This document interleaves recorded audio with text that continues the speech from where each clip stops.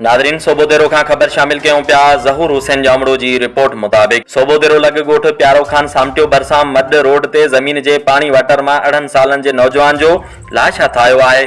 नौजवान के मथे में गोली लगल हुई, एक हथ में मोबाइल ऐं ॿिए हथ में पिस्टल हुयसि।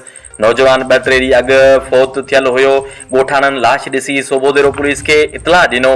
पुलिस पहुची जाइ वारदात जो मुआयनो कयो ऐं आसपास खां आयल ॻोठाणनि फौती नौजवान जी सुञाणप नूरल मेमण वल्द सईद मेमण वेठल ॻोठ मीर मोहम्मद मेमण तौरु कई।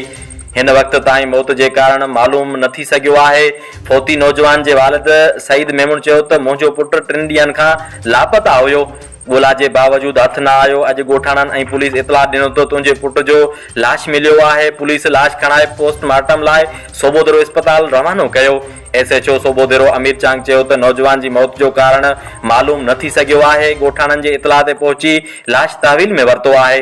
पोस्टमार्टम कराए जांच कंदासीं, हक़ीक़तूं साम्हूं अची वेंदियूं।